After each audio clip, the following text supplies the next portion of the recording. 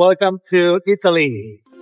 Hello everyone, di video kali ini saya akan share gimana cara saya jalan-jalan ke Eropa selama 8 hari dengan budget 20 jutaan. Jadi, without any further ado, welcome back to What's Going On During This Month.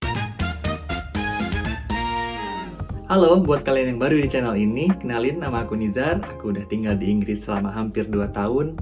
Dan di video ini aku akan share gimana aku jalan-jalan ke Eropa selama 8 hari dengan budget 20 jutaan. Hal pertama yang harus kalian siapin adalah Schengen Visa. Jadi, Schengen Visa ini adalah visa turis yang bisa kalian gunakan untuk keliling negara-negara di Eropa. Dan persyaratannya itu cukup mudah, saya taruh di deskripsi ya. Perlu diingat, kalau kita ngajuin Schengen Visa, itu kemungkinan juga ada penolakan. Dan berdasarkan pengalamanku kemarin, jika kita mendaftarkan Schengen Visa melalui kedutaan Spanyol, kemungkinan diterimanya itu akan lebih besar. Oke, di hari pertama aku berangkat dari Stansted Airport yang letaknya ada di utara kota London.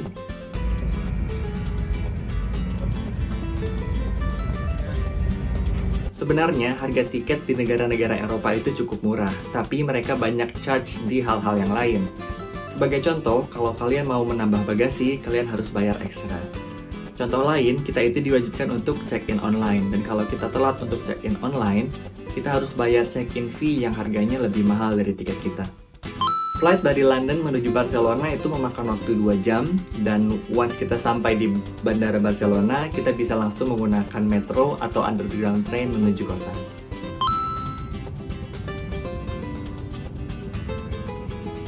Tempat pertama yang aku kunjungi di Barcelona adalah Camp Nou, yaitu kandang dari Barcelona FC. Sayangnya, stadion ini sedang dalam renovasi, jadi kita hanya bisa jalan-jalan di sekitar stadium dan mengunjungi souvenir shopnya.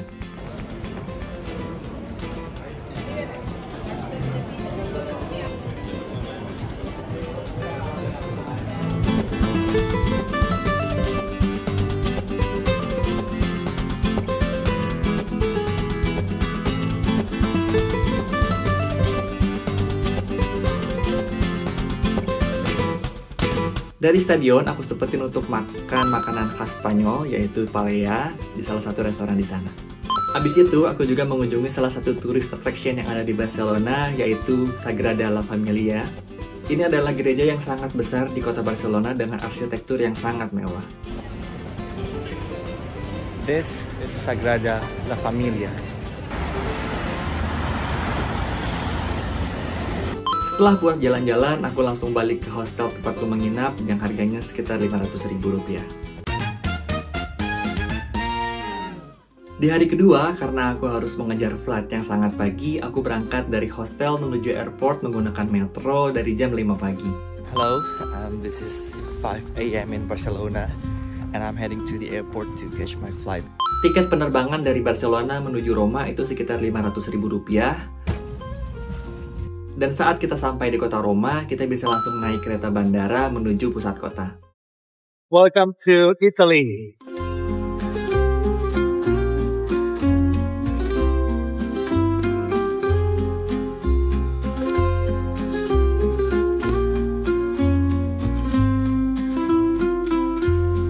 Di pusat kota, aku jalan-jalan di sana, nyobain pasta di salah satu restoran, dan juga nggak lupa untuk membeli gelato. Di kota Roma sebenarnya banyak tourist attraction, tapi yang gak boleh ketinggalan adalah Colosseum yang menjadi ikonik kota Roma.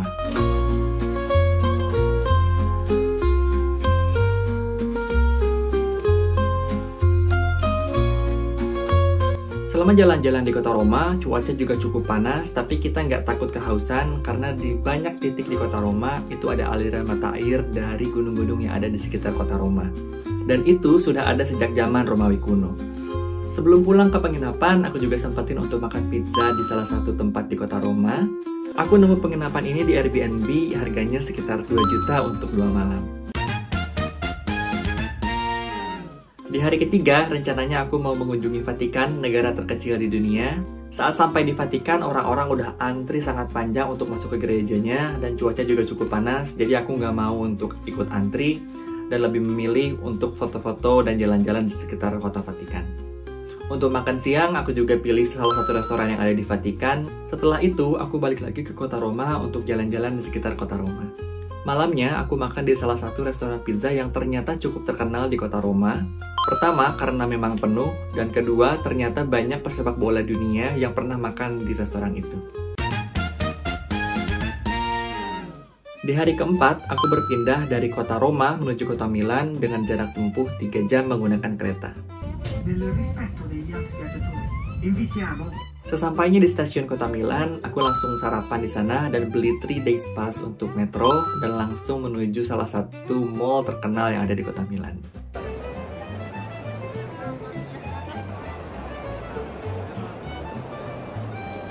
Tapi di kota Milan kurang lengkap rasanya kalau kita nggak jalan-jalan naik skuter. Jadi aku juga naik skuter keliling-keliling kota Milan dan harganya sekitar 100.000. Sebelum hari berakhir, aku juga sempat untuk datang ke San Siro yang jaraknya cukup jauh dari kota Milan, tapi sangat worth it. Fun fact, ternyata di Stadion San Siro ada satu pintu rahasia yang bisa diakses dari tribun penonton menuju ruang ganti Inter Milan yang hanya Jose Mourinho yang tahu.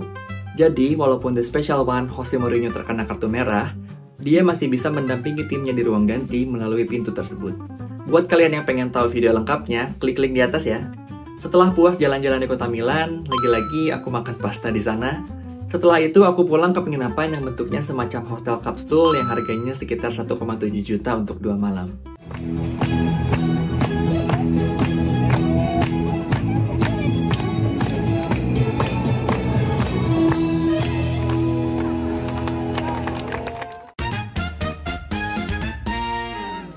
Di hari kelima, sejak pagi hari aku udah berangkat menuju kota Venesia menggunakan kereta.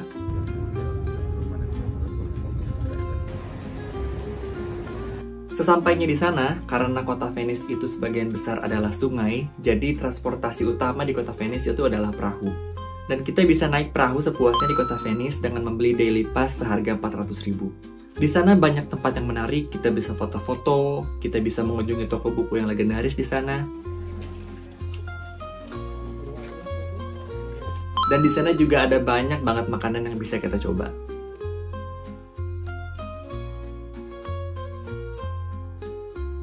Setelah puas jalan-jalan di kota Venice, aku balik lagi ke kota Milan menggunakan kereta yang sama. Di hari ke-6, seperti biasa, sejak pagi aku udah berangkat menuju airport karena hari ini aku akan ke kota Paris. Karena bandara Milan Malpensa itu cukup jauh dari kota Milan, jadi aku harus naik kereta bandara yang jarak tempuhnya sekitar 1 jam. Untuk penerbangan dari Milan ke Paris, itu harga tiketnya sekitar 800.000 dan jarak tempuhnya sekitar 2 jam. Once kita sampai di bandara Orly Paris, kita bisa langsung naik kereta bandara yang harganya 300.000 dan jarak tempuhnya sekitar 30 menit. Sesampainya di kota Paris, aku nyobain salah satu restoran yang cukup terkenal, karena selain makanannya enak, restoran ini juga tergolong murah untuk kota Paris. Setelah makan, aku langsung beli one day pass metro seharga 300.000 untuk pergi ke Trocadero. Dari Trocadero, kita bisa melihat keindahan kota Paris dari atas, salah satunya adalah Eiffel Tower. Gak cukup dari kejauhan, aku juga pengen lihat Eiffel Tower secara dekat, dan karena lokasinya gak cukup jauh, aku memutuskan untuk naik sepeda ke Eiffel Tower. Seperti yang kita tahu, Olimpiade Paris itu baru aja selesai, jadi banyak ornamen-ornamen Olimpiade masih tertera di kota Paris, termasuk di Eiffel Tower. Untuk makan malam, aku beli crepes di salah satu pusat perbelanjaan di kota Paris, sebelum akhirnya aku naik metro untuk ke penginapan.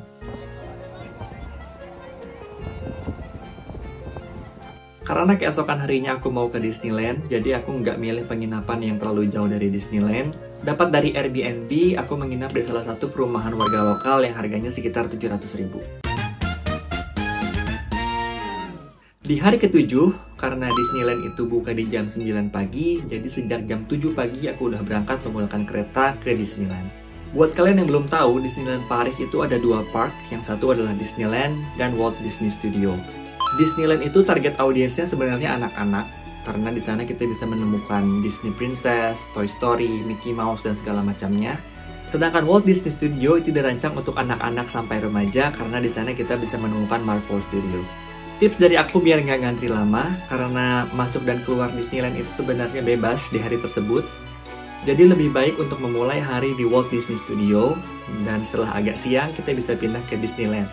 Setelah puas main-main ke Disneyland, aku balik lagi ke kota Paris menggunakan kereta dan langsung menginap di suatu hotel. Di hari terakhir, hari ke-8, aku mengawali hari dengan makan sarapan di restoran fast food dan langsung pergi ke stadion Paris Saint-Germain. Setelah itu, aku balik lagi ke kota Paris untuk makan di salah satu restoran. Setelah makan, aku juga jalan-jalan di sekitar Seine River untuk menikmati keindahan kota Paris.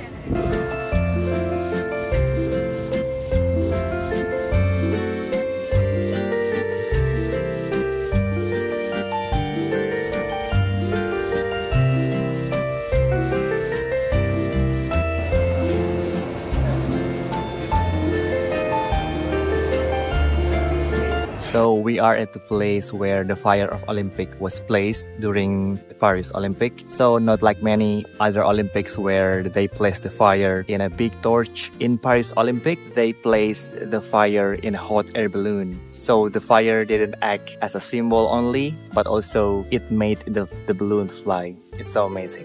Menjelang malam, aku juga sempat untuk makan di salah satu restoran ramen yang ada di kota Paris. Restoran ini cukup ikonik karena mereka menyulap restorannya menjadi gang yang ada di Jepang. Malam sudah tiba, waktunya aku pulang menuju London menggunakan bis malam. Bis ini menempuh perjalanan sekitar 7 jam, dan karena Paris dan London itu dipisahkan oleh laut, jadi bis ini dinaikkan di suatu kereta untuk selanjutnya kereta itu jalan di bawah laut. Jadi, kalau di total-total, kalian bisa liburan ke Eropa selama 8 hari hanya dengan 23 juta rupiah. Tapi, sekali lagi, ini sangat bergantung kapan kalian beli tiket dan barang apa yang kalian beli di sana. Oke teman-teman, sekian dulu video kita kali ini. Kalau kalian enjoy video ini, jangan lupa balik lagi ke channel ini, karena di bulan depan kita akan jalan-jalan ke Stadion Manchester United. See you in a bit, bye!